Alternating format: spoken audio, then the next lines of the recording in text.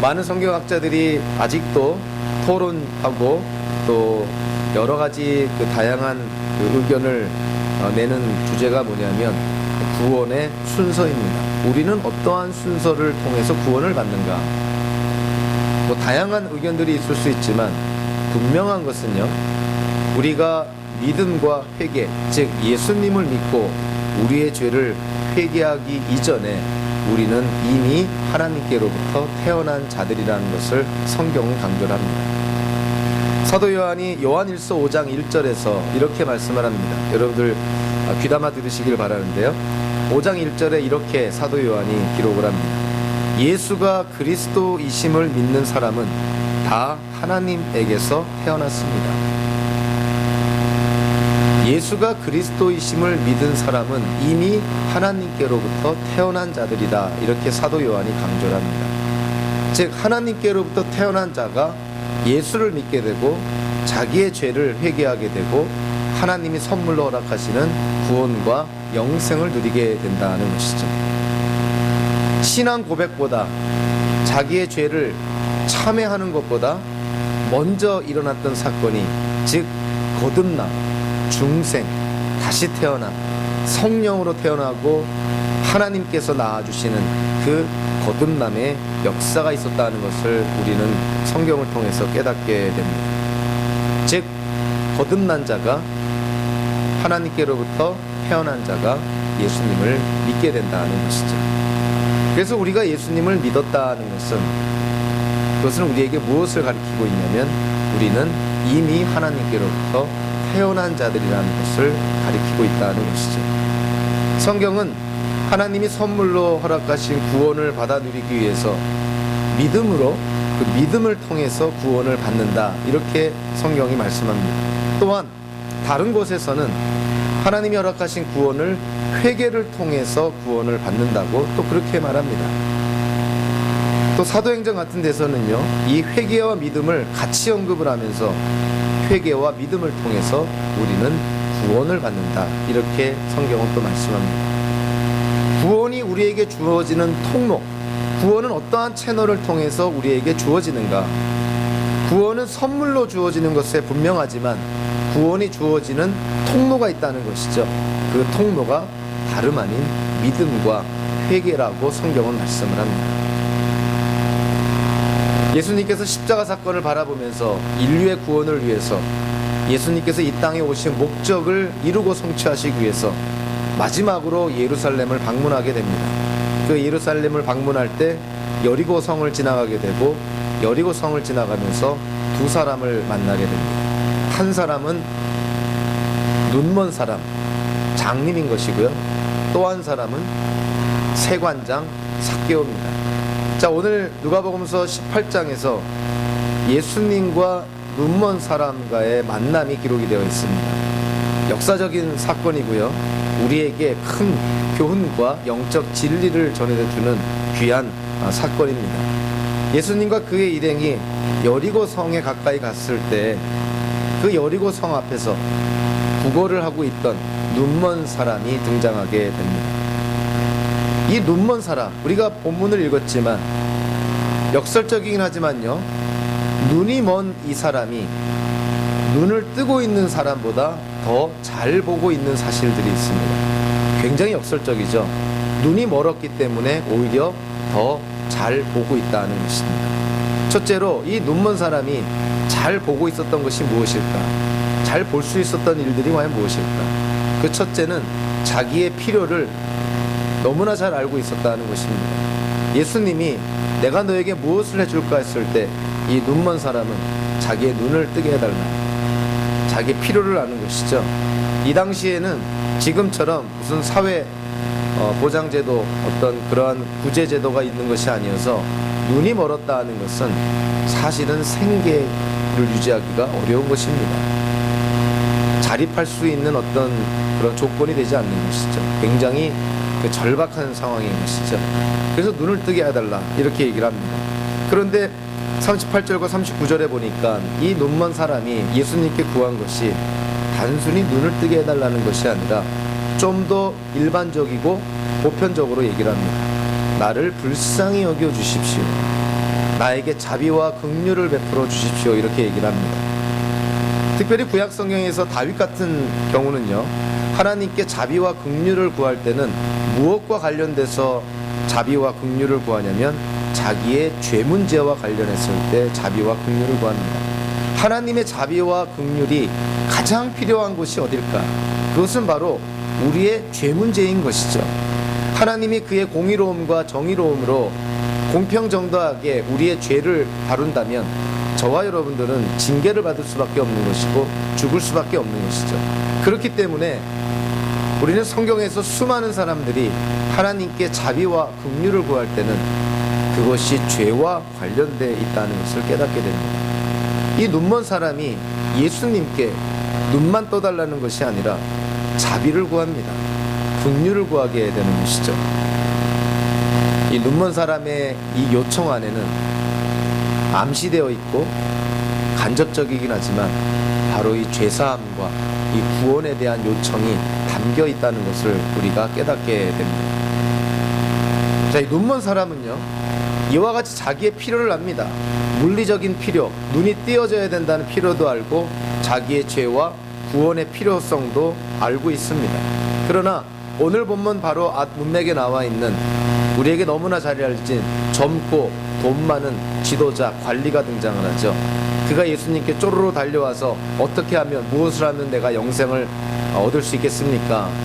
예수님께서 그와 대화를 하면서 결국은 뭐를 요구합니까? 내 가진 것을 다 팔아서 정리해서 가난한 사람에게 나눠주고 나를 따르라. 이 돈 많은 이 젊은 관리, 결국 자기에게 필요한 것이 뭔지를 모릅니다. 뭐 영생을 구하긴 했지만 결국 예수님께서 그 재산을 다 포기하고 나를 따르라고 했을 때 결국 그가 가진 것 때문에 그는 그의 영안이 가리워져서, 영적인 눈이 아직도 어두워져서 진리를 따르지 못하게 되는 것이죠. 눈이 먼 사람은 예수님을 찾아가 죄사함과 구원 그리고 기적을 구했을 때 예수님께로부터 응답을 받게 됩니다. 그러나 눈이 멀쩡히 띄어져 있는, 그리고 돈 많은 관리, 젊은 이 지도자는 예수님의 명령에 불순종하게 되는 것이죠. 가진 것이 많고 부족한 것이 없기 때문인 것입니다. 자, 그래서 이 눈먼 사람은 한마디로 말하면 가진 것이 없습니다. 가진 것이 없다는 것은 잃을 것이 없는 것이죠. 그러나 돈 많은 이 젊은 지도자, 가진 것이 너무 많아요. 잃으면 두려울 것이 너무 많습니다. 그래서 이 눈먼 사람은 가진 것도 없고 잃어서 두려울 것도 없으니 예수님께 온몸을 내맡길 수 있는 것이죠. 그러나 가진 것이 많고 잃을까봐 두려워하는 사람은 예수님께 온몸을 던지지 못합니다. 자, 우리도 예수님을 믿는다고 하지만 과연 우리는 정말 말 그대로 예수님께 우리의 모든 것을 던지고 있나요? 혹시라도 우리가 가지고 있는 것, 우리가 누리고 있는 것, 우리가 이루고 성취한 것, 하나님이 축복하여 주신 것이 오히려 걸림돌이 되어서 그것을 잃을까봐 두려워서 예수님을 믿고 하나님을 따르는 데 주저하고 있지는 않는가. 굉장히 역설적인 것이죠. 눈이 먼 사람은 오히려 진리를 봅니다. 그러나 눈이 멀쩡히 띄어져 있는 사람은 진리를 못 봅니다. 인간적으로 봤을 때 장애가 되는 것이 오히려 축복의 통로가 되는 경우를 우리는 많이 보게 되죠. 뭐 제가 너무나 낭만적으로 표현하는지 모르겠지만 고난이 축복의 통로다. 고난을 통해서 우리는 하나님께서 우리를 얼마나 사랑하시고 축복하여 주시는 것을 깨닫게 됩니다. 고난을 겪고 있는 사람들한테는 한없이 잔인한 말이 될지 모르지만 고난을 극복한 사람들은 이것이 진리임을 깨닫습니다. 고난은 우리에게 장애입니다. 불편합니다. 힘듭니다. 그렇지만 고난을 극복하고 났을 때 고난을 통해서 우리가 누리게 되고 배우게 되고 깨닫게 되는 진리가 엄청나다는 것이죠. 혹시라도 여기 있는 분들 가운데서 고난을 겪고 있는 사람이 있다면 그 고난을 극복만 하면, 하나님 안에서 극복만 하면 우리가 누릴 것이 너무나 많다는 것을 꼭 기억하시기 바랍니다. 또 반대로 지금 누리는 것이 너무 많아서, 가지고 있는 것이 너무 많아서, 마치 옷을 두껍게 입은 거추장스러운 것들이 너무 많아서 예수님을 믿는데 방해가 되는 것이 있다면 벗어버려야 된다는 것이죠. 이 눈먼 사람은 자기의 필요를 잘 볼 수 있었을 뿐만이 아니라 또 오늘 본문을 통해서 정말 분명하게 깨닫게 되는 것은 눈이 멀었음에도 불구하고 이 눈먼 사람은 예수님이 누군지를 알았습니다. 참 놀라운 것이죠. 자, 오늘 본문에서 이 눈먼 사람이 예수님께 뭐라고 외칩니까? 다윗의 자손 외칩니다. 유대인들이 다윗의 자손이라고 외칠 때에는 하나님께서 보내신다고 약속했던 메시아 그리스도 다윗의 후손, 그분을 가리키는 것입니다. 즉 예수님을 다윗의 자손이라고 눈먼 사람이 외친 것은 다른 말로 하면 예수 당신이 바로 우리가 기다리던 메시아요 그리스도입니다. 신앙 고백인 것이죠. 그리고 41절에서 그 눈먼 사람이 예수님과 대화할 때 예수님을 뭐라고 칭합니까? 주님이라고 칭하는 것이죠. 이 주님이라는 표현은 구약에서 이스라엘 백성들이 하나님을 칭하는 야훼, 여호와와 같은 동등한 권위를 갖고 있는 표현입니다. 그러니까 이 눈먼 사람이 예수님을 메시아 그리스도, 나의 구세주, 나의 주님으로 지금 고백하고 있는 것이죠. 눈은 멀었지만 예수님이 누구신지는 누구보다도 잘 알고 있었습니다. 지금 이 예수님을 뒤따르는 수많은 무리들, 군중들, 많은 유대인들이 있었죠. 그들 중에 허다한 사람들이 예수님이 누군지를 모릅니다. 그런데 놀랍게도 이 눈먼 사람이, 장애인이 예수님이 다윗의 후손이요 주님이라는 사실을 알고 있었다는 거예요. 결국 이 눈먼 사람은 예수님의 은혜로 눈을 뜨게 됩니다. 42절에 보니까 예수께서 그에게 말씀하셨다. 눈을 떠라. 내 믿음이 너를 구원하였다. 내 믿음이 너를 구원하였다. 예수님은 이 눈먼 사람의 믿음을 봅니다. 이미 고백한 것처럼 예수님을 다윗의 자손이라, 그리고 주님이라, 또 예수님께 눈을 뜨게 해달라고 요청한 이 모든 것을 통해서 예수님은 이 눈먼 사람이 믿음이 있다는 것을 파악하게 됩니다. 그래서 그에게 선포하는 것입니다. 내 믿음이 너를 구원하였다. 이 구원하였다라고 번역된 이 헬라어가 사실은 두 가지의 의미가 있습니다. 물리적으로는 치료하다, 회복하다라는 뜻이 있습니다. 영적으로는 구원하다라는 뜻이 있죠. 그래서 어떠한 성경에서는 내 믿음이 너를 구원하였다 이렇게 번역하지 않고 내 믿음이 너를 치료하였다 이렇게 번역을 합니다. 어찌 보면 굉장히 이중적인 의미를 담고 있는 것이죠. 눈먼 사람이 예수님께 눈을 뜨게 해달라고 기도했을 뿐만이 아니라 자비를 불쌍히 여겨 달라고 기도한 거나 마찬가지처럼 예수님께서 이 눈먼 사람에게 약속한 게 뭡니까? 내 눈이 치료를 받을 것이다. 영적인 의미로는 내가 구원을 받았다. 이중적인 의미들이 지금 이 본문 안에 다 들어가 있는 것이죠. 이 눈먼 사람이 예수님께로부터 치료를 받아서 눈이 떼어졌을 때 이 눈먼 사람이 제일 먼저 본 대상이 누굴까요? 누구를 제일 먼저 봤을까요? 눈이 띄어지고 나서 누구라고 생각합니까? 당연히 예수님을 제일 먼저 보죠. 눈이 띄어지고 나서 제일 먼저 본 분이 예수님입니다. 그러니 이 사람의 감격이 얼마나 크겠어요? 눈이 띄어졌다는 감격뿐만이 아니라 자기를 치료해 준 분이 눈앞에 있으니 얼마나 감격스러웁니까? 그래서 43절에 보니까 그 사람의 행동이 나오죠. 하나님께 영광을 돌리며 예수님을 따랐다. 자기를 치료해 주시고 구원하여 주신 분이 눈앞에 있으니, 그를 보고 있으니 그를 따르지 않을 수가 없는 것이죠. 나를 구원하여 주신 분, 나를 치료하여 주신 분, 나를 새롭게 태어나게 해주신 분, 그분을 만났으니 그분을 따르는 것은 당연하다는 것이죠. 저는 개인적으로 고양이보다는 개를 좋아합니다. 아직은 그 여건이 갖춰지지 않아서 개를 키우고 있지 않지만 아마 은퇴하면 개 한 마리는 꼭 좀 키울 것 같아요. 그것도 좀 큼지막한 똑똑한 개를 키울 것 같은데, 남한의 대표적인 개가 뭐죠? 진돗개입니다. 북한의 대표적인 개가 풍산개죠. 얼마 전에 뉴스 보니까 문재인 대통령이 김정은 위원장으로부터 받은 선물로 받은 풍산개가 새끼를 낳더라고요. 새끼가 사진에 올라온 걸 봤는데 너무나 귀엽고 진짜 앙증맞게 생겼더라고요. 정말 키우고 싶은 개 중에 하나입니다. 여러분들, 진돗개와 풍산개가 남한과 북한을 대표하는 개인데요, 이 두 종류의 개는 하나의 공통점이 있습니다.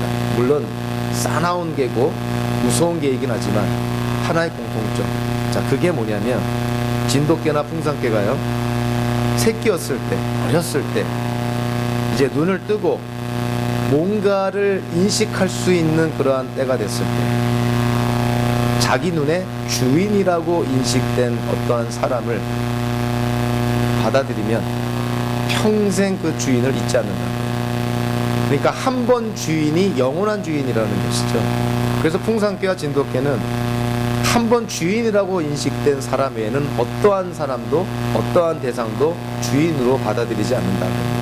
서로 다른 주인에게 가더라도, 다른 곳에 산다 하더라도 자기가 생각하는 주인이 유일한 주인이라는 것이죠. 눈을 떠서 새끼 때 자기가 바라봤을 때 내 주인이라고 받아들이는 사람, 그 사람만이 유일한 주인이라는 것이죠. 그래서 이 풍산개와 진돗개는 주인에 대한 충성심이 어떠한 다른 개보다도 뛰어나다 그럽니다. 자, 저와 여러분들요, 성경은 뭐라고 말씀하고 있냐면 우리가 영적으로 어두운 자들이었다. 우리의 눈이, 영안이, 영적인 눈이 잠겨져 있었다는 것이죠. 영적으로는 우리는 눈이 먼 사람들이었다는 것이에요. 그런데 하나님의 은혜로 우리의 영적인 눈이 띄어졌다는 것입니다. 영안이 띄어졌다. 우리의 눈이 띄어져 가지고 진리를 보게 됐다는 거예요. 저와 여러분들이 하나님의 은혜로 영적인 눈이 띄어져서 진리를 바라봤을 때 누구를 제일 먼저 바라보고 인식하고 깨닫게 됩니까? 누구를 바라보게 된 겁니까? 당연히 예수님을 바라본 것이죠. 영적으로 눈이 띄어지니 영적으로 우리는 예수님을 만나게 되고 알게 되고 예수님을 나의 주인으로 모시게 된 겁니다. 자, 그러면 기독교인들은 적어도 진돗개나 풍산개보다는 더 충성심이 있어야 되지 않겠습니까?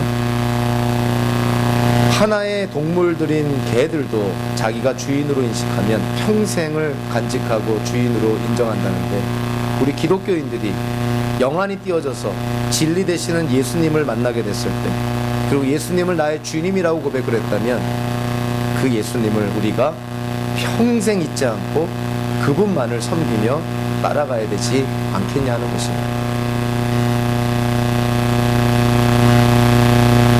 오늘 본문에 나오는 이 눈먼 사람, 그가 보여준 믿음, 직간접적으로 세 가지의 특징이 있습니다. 우리 모두가 좀 담고자 노력해야 될 그런 믿음인데요, 첫째로 이 눈먼 사람이 보여준 믿음은요, 간헐적이고 즉흥적이고 일시적이지 않습니다. 이 눈먼 사람이 예수님께 보여준 믿음은 지속적이었고, 그리고 집요하다 할 만큼 포기할 줄을 모릅니다. 39절에 보니까 예수님이 지나간다는 말을 듣고 이 맹인이, 눈먼 사람이 예수님을 부르짖습니다. 이거는 그냥 품위 있게 소리치는 것이 아니라 악을 썼다고 하는 것이 맞을 것 같아요.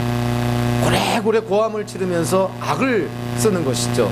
왜냐하면 그 당시에, 지금도 마찬가지겠지만, 불치의 병인 장님, 눈이 먼 그 장님이 치료받을 수 있는 유일한 길이 지금 이 눈먼 사람이 들은 소식 아닙니까? 예수님이 눈먼 사람을 눈뜨게 한다, 앉은 뱅이를 일으킨다, 죽은 사람도 살린다, 기적을 행하는 자다. 그러니 당연히 눈먼 사람이 유일한 소망줄인 예수님께 부르짖는 것 당연한 것 아닙니까? 그 절박함 속에서, 간절함 속에서 예수님을 찾는데 품위 있게 조용조용히 그렇게 교양 있게 부르짖었겠습니까? 죽기 살기로 부르짖지 않았겠습니까? 얼마나 시끄러웠으면, 얼마나 귀에 거슬렸으면 주위에 있는 사람들이 닥치라고 하지 않았나요?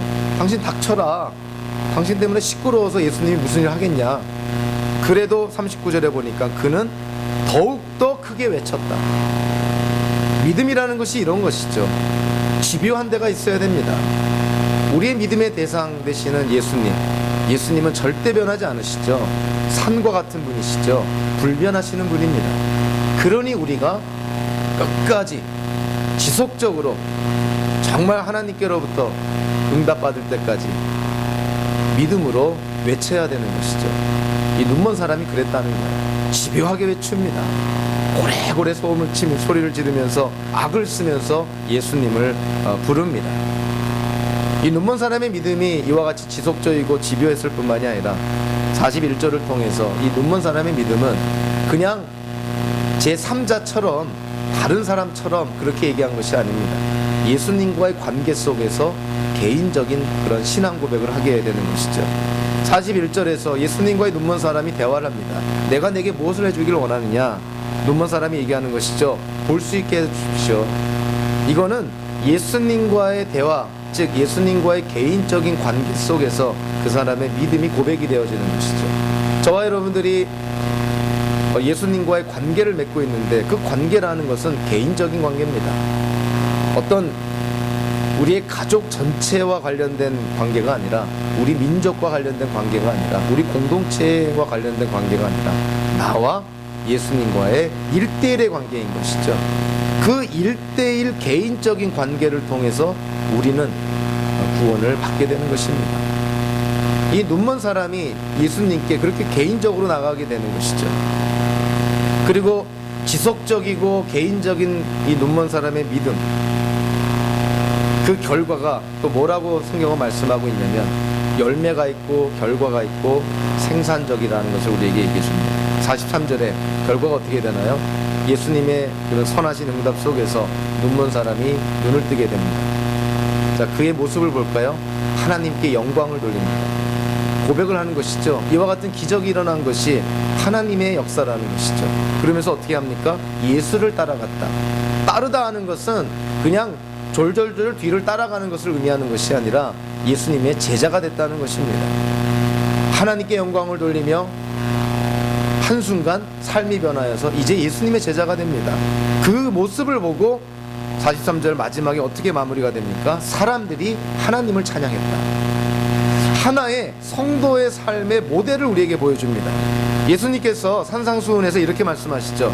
이와 같이 너희 빛을 사람에게 비추어서 그들이 너희의 착한 행실을 보고 하늘에 계신 너희 아버지께 영광을 돌리게 하여라. 기독교인들이 이 땅을 살면서 소금과 빛의 역할을 잘 감당한다면 우리의 그와 같은 모습을 주변 사람들이 보고, 자, 누가 하나님께 영광을 돌린다고요? 누가 하나님께 찬양을 한다고요? 주변 사람들이. 과연 우리의 삶이 주변 사람들로 하여금 우리가 믿는 예수님 하나님을 찬양하는 통로가 되고 있나? 우리 참 심각하게 돌아봐야 된다는 것이죠. 하나님을 찬양하는 통로가 되기는커녕 오히려 걸림돌이 되고 있지는 않습니다. 예수를 전하는데, 복음을 전하는데 오히려 기독교계가, 교단이, 교회가, 성도가, 목사, 신학자가, 교회 직분자가 오히려 걸림돌이 되고 있는 것은 정말 우리가 심각하게 돌아봐야 될 책임이 있는 것이죠. 우리의 일거수일투족, 우리의 언행, 우리의 말 한마디, 행동 하나하나가 과연 주변 사람들로 하여금 하나님을 바라보게 하는가?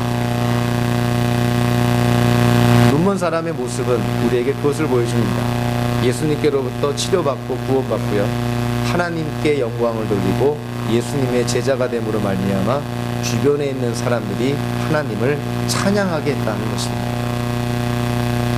우리가 따라가야 될 모습인 것이죠. 성경학자들이 이렇게 얘기를 합니다. 특히 이제 성경을 통해서 어떻게 보면은 체계적으로 정리해 놓은 것인데요. 믿음도 종류가 많은 것이죠. 그러나 구원에 이르는 믿음, 즉 구원을 누릴 수 있는 믿음은 전인격적인 요소가 있습니다. 이 전인격적이다는 것은 지, 정, 의, 이 세 가지 요소가 다 있는 것이죠. 지적인 영역도 있고 감정적인 영역도 있고 의지적인 영역도 있는 것이죠. 오늘 이 눈먼 사람 볼까요? 그에게 지적인 부분이 있죠. 어떻게 합니까? 예수님에 대한 지식이 있습니다. 예수님이 누구라고요? 다윗의 자손, 주님이라고 고백을 하죠. 예수님이 누구신지, 예수님이 무엇을 하셨는지 이거에 대한 지식이 없다면 그가 갖고 있는 믿음이라는 것은 이건 허상을 믿고 있는 것이고 일종의 미신인 것이죠. 우리가 갖고 있는 믿음은 믿음의 대상에 대한 분명한 이해와 지식이 있어야 됩니다. 예수님이 누구신가? 예수님이 우리를 위해서 무엇을 하셨는가? 분명한 지식이 있어야 되는 것이죠. 그리고 두 번째, 감정적인 측면이 있습니다. 예수님에 대한 지식, 복음에 대한 내용을 알았다면 거기에 대한 분명한 동의가 있어야 돼요. 아, 맞습니다. 아, 그거 진리입니다. 억셉트 해야 되는 것이죠. 사람들이 그것이 진리래, 이거는 억셉트 하는 것이 아니죠. 진리라고 인정하고 동의하고 받아들여야 됩니다. 그리고 세 번째로, 어찌 보면 현대인들에게 가장 중요한 부분일 수도 있죠. 의지적인 요소가 반드시 따릅니다. 구원에 이르는 믿음은 그 믿음의 대상에 대한 철저한 신뢰가 있어야 됩니다. 우리가 믿는 그 누군가를 신뢰하지 않는다면 그것은 믿음이 아닌 것이죠. 누군가를 신뢰한다면 누군가의 말, 누군가의 도움, 누군가의 인도하심에 우리는 순종하고 따라가게 됩니다. 그래서 이 구원에 이르는 믿음에 필수적으로 등장하는 요소가 바로 순종이라는 것이죠. 예수님을 신뢰함으로 나타나는 순종, 그것이 우리의 모습 속에 있어야 된다는 것이죠. 이 눈먼 사람 한번 볼까요? 예수님에 대한 신앙 고백이 있죠. 예수님께서 무엇을 하기 원하느냐, 자기의 있는 것을 다 얘기를 합니다. 간접적으로 예수님을 자기 믿음의 대상으로 온전히 고백하고 받아들이는 것이죠. 그리고 그의 삶을 보면 예수 믿고 나서, 눈이 띄어지고 나서 예수님을 따라갔다, 예수님의 제자가 되었다. 그의 삶을 통해서 의지적인 순종과 예수님에 대한 신뢰의 모습이 다 나타나는 것이죠. 저와 여러분들이 구원을 받아 누리는 그 통로가 되는 믿음, 구원에 이르는 믿음에는 이런 지, 정, 의, 전인격적인 요소가 다 있습니다. 이 눈먼 사람과 예수님과의 만남, 이 사건을 한마디로 요약한다면 믿으면 보인다 라고 내릴 수 있습니다. 믿으면 보인다. 여러분들, 세상 사람들, 우리 세상적인 지혜로 보면 이렇게 얘기를 하죠. 우리가 듣는 거로 배우는 것이 아니라 보는 거로 배웁니다. 자녀들이 부모들을 하는 것을 보고 배운다는 것이죠. 굉장히 일리 있고 지혜로운 말입니다. 그러나 그 세상의 지혜는 한계가 있는 것이죠. 보고 배운다, 그리고 보고 믿게 된다는 것이죠. 그러나 성경적인 지혜는 뭡니까? 하나님 중심적인 지혜는 뭡니까? 우리가 보고 믿게 되나요? 아닌 것이죠. 믿으면 보이는 것입니다. Seeing is believing이 아니라 Believing is seeing인 거예요. 믿어야 보이는 것입니다. 하나님의 말씀도 이해가 되고 뭔가 깨달아서 믿겠다? 절대 못 믿습니다. 하나님을 믿을 때, 예수님을 믿을 때 성경이 이해가 되고 깨달아지고 진리가 보여지는 것이죠. 하나님의 말씀으로 세상을 창조하셨다, 이거를 이해하고 깨닫고 믿는 사람이 기독교인들 가운데 누가 있겠습니까?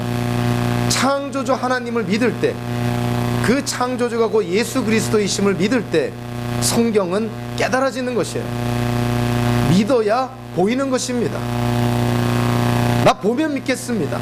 내 앞에서 기적이 행해지면 믿겠습니다. 예수님이 말씀합니다. 눈앞에서 죽은 자가 살아나도 안 믿을 자는 안 믿는다는 거예요. 그래서 예수님의 말씀은 비유적으로 그렇게 말씀하시죠. 성경에서 말씀한 내용, 약속한 내용, 하나님의 그런 말씀을 믿지 않는다면 죽은 자가 부활해도 예수님을 믿지 않게 될 거다. 그것이 예수님의 말씀이었습니다. 우리는 뭔가를 보고 이해하고 깨닫고 용납이 되면 믿겠다고 하지만 그런 일은 일어나지 않는 것이죠. 믿음이 먼저인 것입니다. 믿으면 깨닫게 됩니다. 믿으면 보입니다. 아니, 보이지 않는 예수님을 우리가 믿게 되는데 우리가 노력해서 믿었나요? 뭔가가 눈에 보이는 증거가 나타나서 예수님을 믿었습니까? 우리도 모르겠어요. 우리가 믿게 된 것입니다. 그래서 믿음은 선물인 것인 것이죠. 예수님을 믿게 되니까 우리의 삶 속에서 눈에는 안 보이지만 예수님의 손길을 바라보게 되는 거예요. 그래서 간증이 나오는 것입니다. 아내 인생 속에 다른 사람들은 우연이라고 칭할 수 있는, 우연이라고 분류될 수 있는 일들이 예수님을 믿고 나니 그 우연처럼 보이는 일들이 다 필연이었다는 거예요. 하나님의 계획이었다는 것이죠. 하나님의 섭리였다는 것이죠. 보는 것으로 믿어지는 것이 아니라 기독교인들은 믿으면 보입니다. 이 눈먼 사람도요, 눈을 떠서 예수님을 믿은 것이 아니라 눈이 띄어지기 전에 예수님을 이미 믿었고 그 믿음 가운데 이 눈먼 사람의 눈이 띄어지게 된 것이죠. 여러분들, 믿으면 보입니다. 그래서 믿음이 항상 우선인 것입니다. 예수님께서 이 눈먼 사람과의 어떤 그런 사건을 이제 지나서 여리고성 안으로 들어가게 되죠. 여리고성 안에 들어갔을 때 성경의 인물 가운데서 가장 유명한 사람 중에 하나죠. 여리고성의 세관장 삭개오를 만나게 됩니다.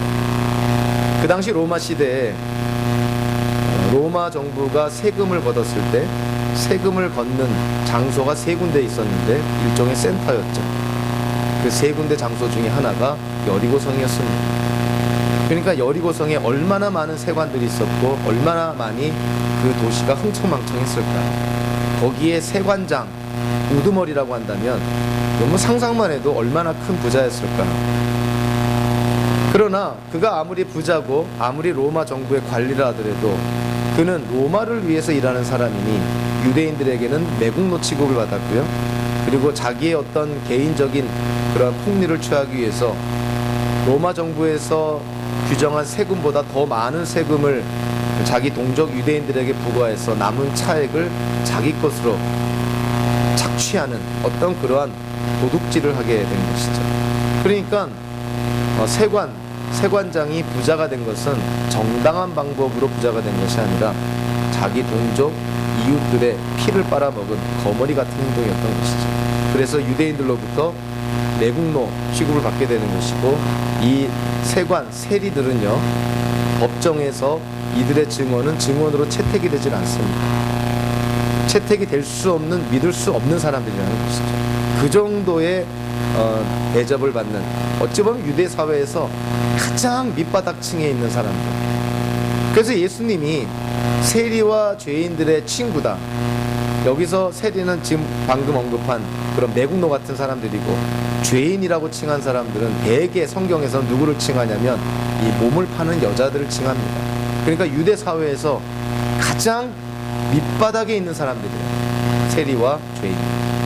그런데 삭개오가 여리고성에서 세관장으로 있으면서 예수님에 대한 소식을 들었겠죠. 근데 예수님을 사람들이 어떻게 평가합니까? 세리와 죄인들의 친구다. 세리의 친구다.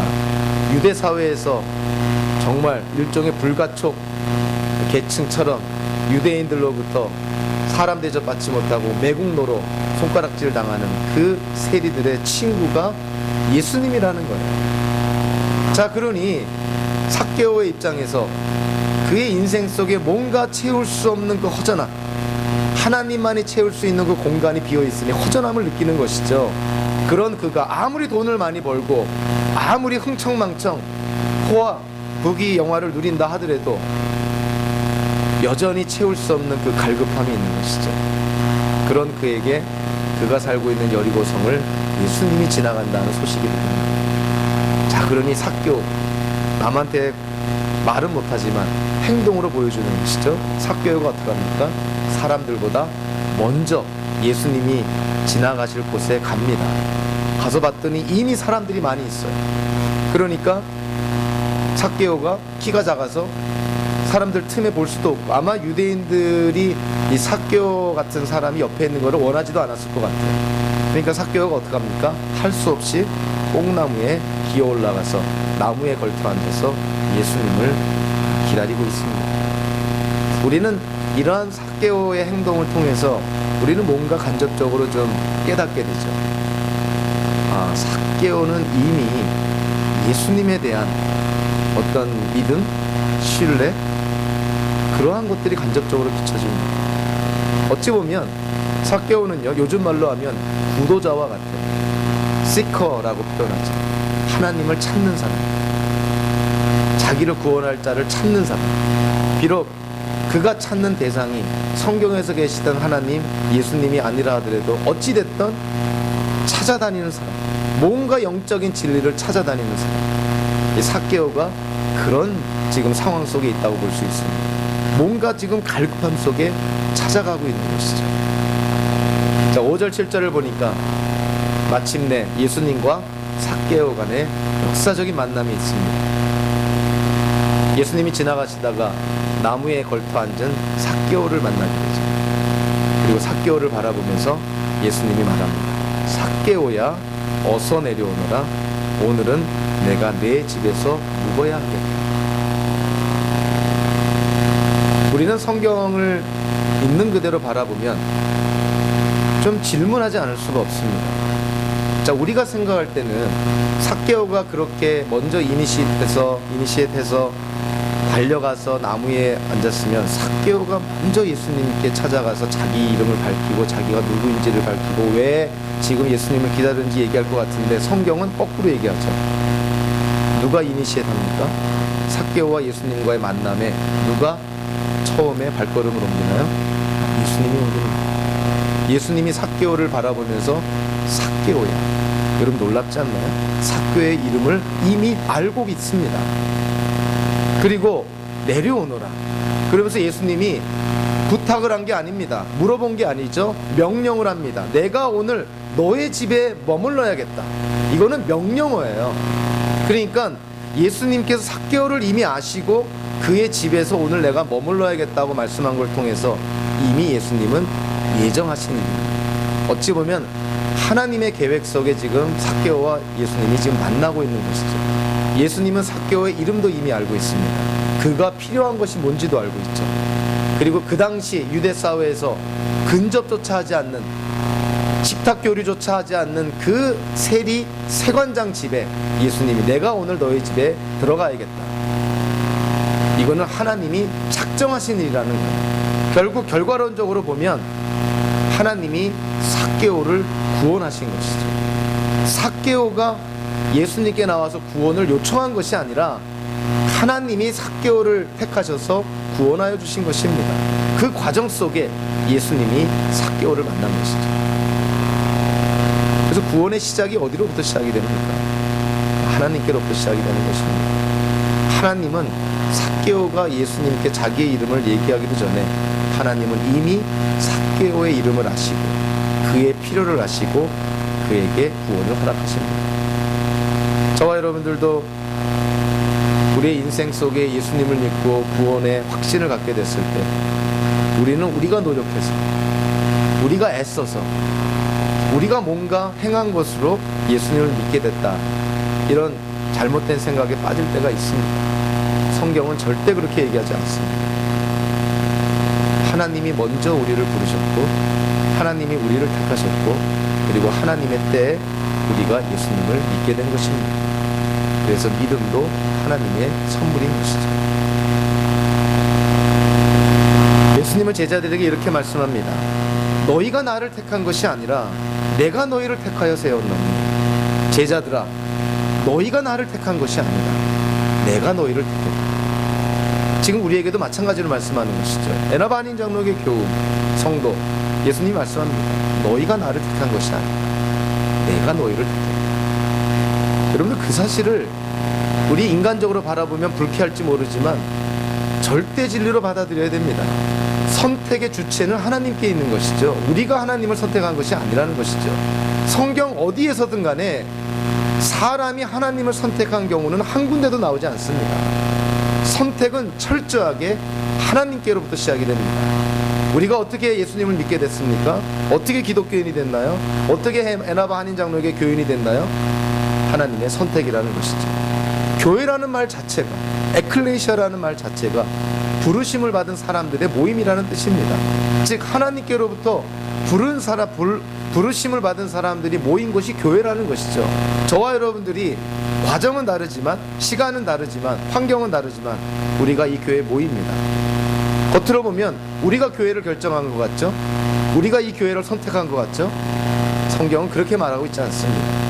하나님이 보내셨으니까 우리가 모인 거라는 것입니다. 저와 여러분들이 마치 물건을 고르듯 여러 교회에서 이것저것 비교해서 내 입맛에 맞는 걸 택해서 그래서 우리가 이 교회 교인이 된 것이 아니라 과정은 다르지만 하나님께서 우리를 하나님의 뜻하심 속에서 이곳으로 보내셨기 때문에 그래서 공동체로 우리가 모이게 되었다 하는 것입니다. 그래서 저와 여러분들 교회에 대한 분명한 이해가 있어야 됩니다. 구원도 마찬가지죠. 시작이 하나님께로부터 시작이 됩니다. 우리가 한 교회로 모였으면 그것은 하나님의 뜻인 것이죠. 내 입맛에 안 맞는다고 무슨 소비자처럼 내 필요가 좀 안 채워진다고 이 교회 저 교회 점프해 다니면서 샤핑하면서 그렇게 신앙생활하는 것은 성경적이지 않을 뿐만이 아니라 하나님의 뜻에 어긋납니다. 우리가 어느 지역 어느 곳에 가든 하나님이 우리를 어느 교회로 보내셨다고 확신이 있다면 그곳에서 서로 부족하더라도 최선을 다해서 하나님이 허락하신 역할을 잘 감당해야 되는 것이죠. 교회는 부르심을 받은 사람들의 모임입니다. 구원도 하나님의 부르심으로 시작이 됩니다. 삭개오를 보면 구원과 관련돼서 하나님의 은혜, 첫 번째가 뭐겠어요? 하나님의 선택인 것이죠. 하나님이 우리를 선택하셨다. 세상에 이것처럼 돈으로 살 수 없는 가장 큰 축복 아니겠어요? 하나님이 우리를 선택하셨다. 죄인이었던 우리, 어둠 속에 있었던 우리, 하나님의 진노의 대상이었던 우리, 죽을 수밖에 없었던 우리를 빛의 자녀 삼아주시고 하나님 나라의 백성 삼아주시고 하나님을 나의 아빠 아버지라 부르는 하나님의 자녀 삼아주신 이 하나님의 부르심과 하나님의 선택, 이것을 어찌 다른 것과 비교할 수 있겠습니까? 이거는 정말 세상이 감당할 수 없는 하나님의 축복이라는 것이죠. 삭개오는 하나님께 부름받은 사람입니다.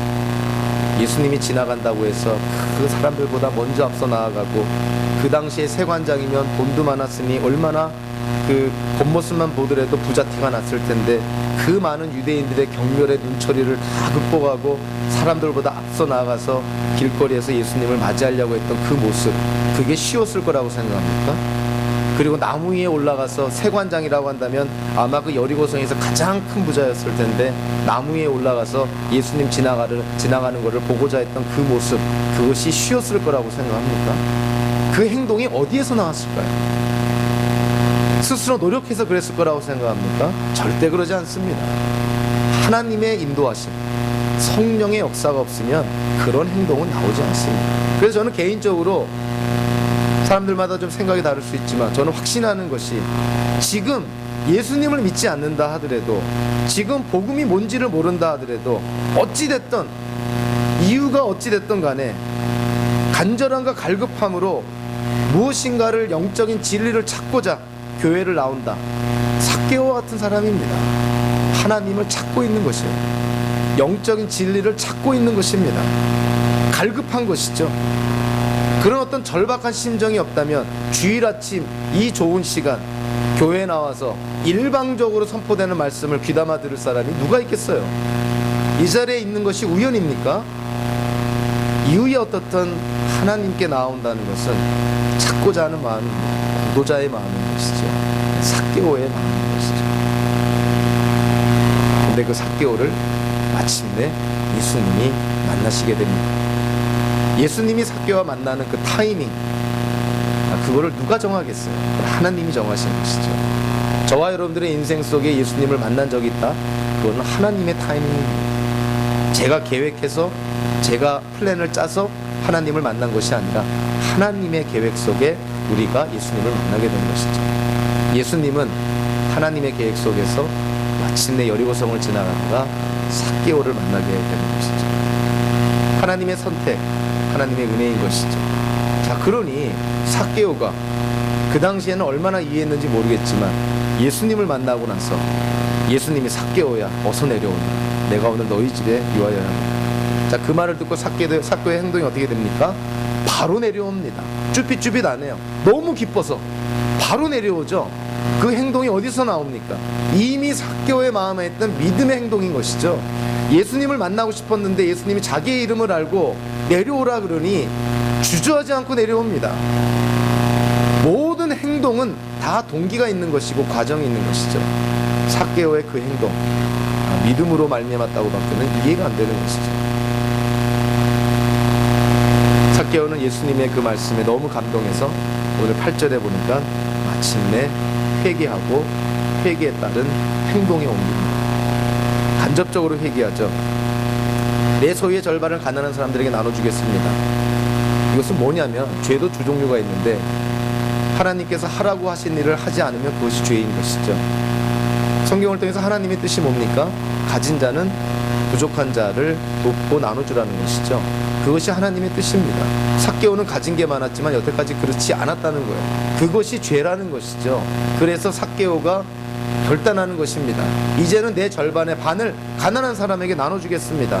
자기의 죄를 회개하고 행동에 옮기는 것이죠. 두 번째 뭡니까? 강제로 빼앗은 것이 있으면 4배로 갚겠습니다. 두 번째 종류의 죄가 뭡니까? 하나님께서 하지 말라고 하는 것을 했을 때 그게 죄가 되죠.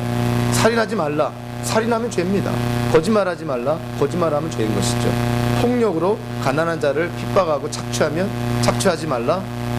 가난한 자를 착취하면 그것이 죄가 되는 것이죠. 삭개오가 회개합니다. 그래서 내가 착취한 것이 있으면 4배로 갚겠다. 결국 삭개오의 이 선언을 통해서 뭘 알 수가 있냐면 삭개오는 지금 자기의 죄를 너무나 잘 알고 있습니다. 하나님이 하라고 한 일을 하지 않은 죄, 하나님이 하지 말라고 한 걸 한 죄, 그거를 회개하고 회개에 따른 책임을 지겠다는 것이에요. 자기의 절반을 가난한 자에게 주겠고 불법적으로 착취한 것 4배로 갚겠다. 가만히 우리가 산수를 해보면 삭개오는 한마디로 자기의 재산을 포기하는 것입니다. 세관장이라고 한다면 얼마나 불법적으로 남의 돈을 많이 착취했을까. 그거를 4배로 다 갚는다는 것은 결국 자기 재산을 다 포기한다는 것이죠. 삭개오의 인생이 어디를 향했습니까? 돈이었습니다. 그의 인생의 유일한 목적이자 유일한 재미, 삶의 가치를 느끼게 하는 것이 돈이었죠. 누구로부터도 다 경멸받던 삭개오, 돈이 유일한 그의 인생의 목적이자 그의 삶의 가치를 증거하는 것이었죠. 그런데 예수 믿고 나서 어떻게 됩니까? 바뀝니다. 이제는 돈을 향해 나아갔던 삭개오의 인생이 예수님께로 나아가게 되죠. 예수님께로 방향 전환하다 보니까 돈은 어떻게 되는 거예요? 있어도 되고 없어도 되는 것입니다. 옵션을 하게 되는 것이죠. 세컨더리, 부수적이 돼버리는 것이죠. 그러니까 돈을 포기할 수 있게 되는 것입니다. 저와 여러분들 예수 믿고 우리의 삶의 방향이 어떻게 되고 있나요? 예수를 믿는다고 하면서 아직도 예수 믿기 전에 우리가 욕심내고 계획했던 것에 아직도 방향을 두고 있지는 않나요? 예수 믿으면 예수님께 방향을 둬야 됩니다. 그러면 삶의 모든 것이 질서가 잡힙니다. 우리는 그 돈의 유혹으로부터 해방될 수가 있죠. 사람들의 어떤 그런 시선, 비교의식 해방될 수 있습니다. 세속적인 가치관 해방될 수 있습니다.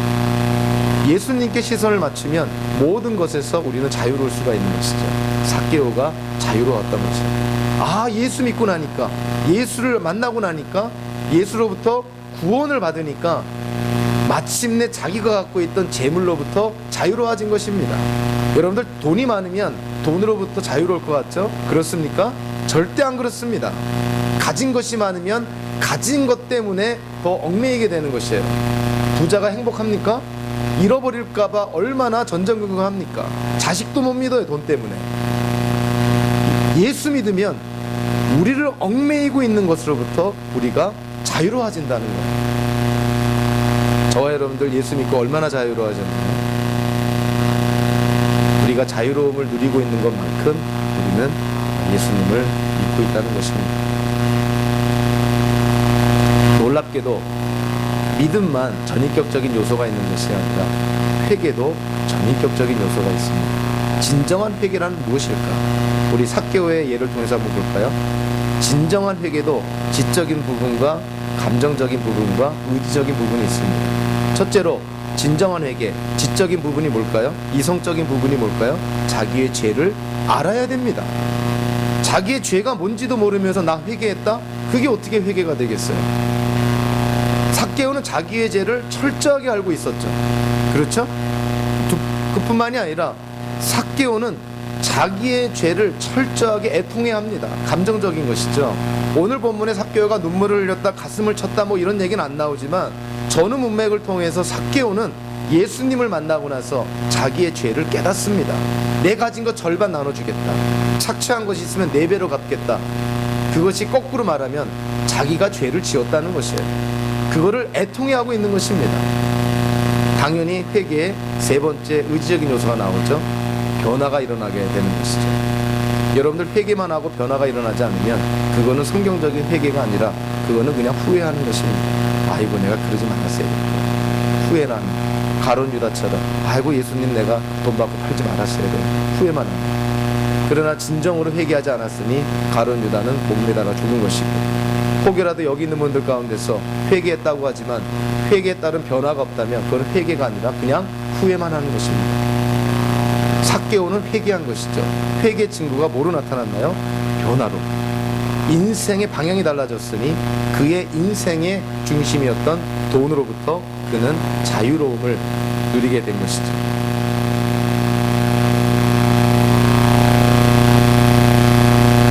사실 이 삭개오와 예수님과의 만남을 한마디로 표현한다면 믿으면 변합니다. 아까 눈먼 장님과 예수님과의 만남을 한마디로 뭐라 그랬죠? 믿으면 보인다 그랬죠. 삭개오와 예수님의 만남은 믿으면 변합니다. 예수 믿고 안 변한다면 안 믿은 것입니다. 회개했다고 하면서 변화가 없다면 그거는 회개가 아니라 그냥 후회한 것입니다. 자책한 것이죠. 여러분들 믿으면 변합니다. 안 믿으면 그게 이상한 것입니다. 아니 나무가 바뀌었는데 열매가 안 바뀐다? 그게 상식적으로 이해가 됩니까? 아니 지금 포도나무에서 사과나무로 바뀌었는데 열매가 사과가 안 열린다. 그게 상식적으로 이해가 됩니까? 예수 믿고 구원받았는데 열매가 안 나타난다. 이게 말이 됩니까? 삭개오는 회개의 증거가 나타났다는 것이죠. 우리는 예수님과 삭개오와의 이 만남을 통해서 하나님의 은혜를 깨닫게 됩니다. 삭개오를 선택한 것이 하나님의 은혜였죠. 삭개오가 회개한 것이 하나님의 은혜입니다. 그 삭개오에게 예수님이 선포합니다. 삭개오와 이 집안에 구원이 임했다. 구원이 하나님의 은혜라는 것이죠. 삭개오도 아브라함의 자손이다. 지금 예수 믿고 구원받았기 때문에 아브라함 자손이 아니라 삭개오는 원래 아브라함의 자손이었는데 세상에 잃어버린 자 되었다가 이제 예수님께서 그를 찾아서 아브라함의 자손임을 확인시켜줬다는 거예요. 오늘 보면 10절에 뭐라 그럽니까? 예수님이 여기에 왜 왔다고요? 잃은 자를 찾아 구원하시기 위해서. 잃은 자라는 게 뭡니까? 전제가 뭐죠? 원래 하나님께 속한 자였는데 세상에서 잃어버린 자가 됐다는 거예요. 그들을 예수님이 찾아서 다시 하나님의 나라의 백성으로 삼기 위해서 이 땅에 오셨다는 것이죠. 삭개오가 그런 자였다는 것입니다. 삭개오는 원래 하나님께 속한 자였는데 원래 아브라함의 자손이었는데 세관짓 하면서 유대인들로부터 손가락질 받으면서 아브라함의 자손인 줄 모르고 그렇게 살았다가 여리고에서 마침내 예수님을 만나 예수님께로부터 삭개오야 너도 아브라함의 자손이다. 갈라디아서 3장 7절에서 사도 바울이 뭐라 그러냐면 아브라함의 자손은 곧 예수를 믿는 자들이다 이렇게 표현합니다. 즉 구원받은 자들이 아브라함의 자손이라는 것이죠. 예수님이 또 이 삭개오에게 선포하는 것이죠. 삭개오야 내가 그동안 마치 누가복음 15장에 나오는 그런 탕자처럼 세상에 나아가서 호랑방탕하게 살았지만 너는 이 집안에 속한 아들이다. 그렇게 얘기하는 것이죠. 사도 예수님께서 삭개오에게 내가 세관 일을 하면서 유대인들로부터 손가락질을 받고 하나님께 죄를 지었지만 너는 예나 지금이나 아브라함의 자손이다. 하나님께 선택받은 하나님의 자녀라는 것이죠. 그래서 이 예수님과 이 삭개오의 만남 그 과정 결과에 이르는 모든 것을 보면 하나님의 은혜가 그 밑바닥에 다 있습니다. 선택도 하나님의 은혜죠. 회개도 하나님의 은혜죠. 구원도 하나님의 은혜인 것이죠. 여러분들 믿으면 보입니다. 그리고 믿으면 변합니다. 하나님이 선물로 우리에게 주신 구원, 믿음과 회개를 통해서 우리는 누리게 됩니다. 그래서 여기에 있는 우리 교우들 가운데서 진정 믿음과 해결을 통해서 예수 그리스도로 말미암아 구원의 확신을 갖고 있다면 거기에 합당한 삶을 살도록 노력해야 됩니다. 주변 사람들이 우리를 보고 하나님께 영광을 돌리는 삶을 살아야 되는 것이죠.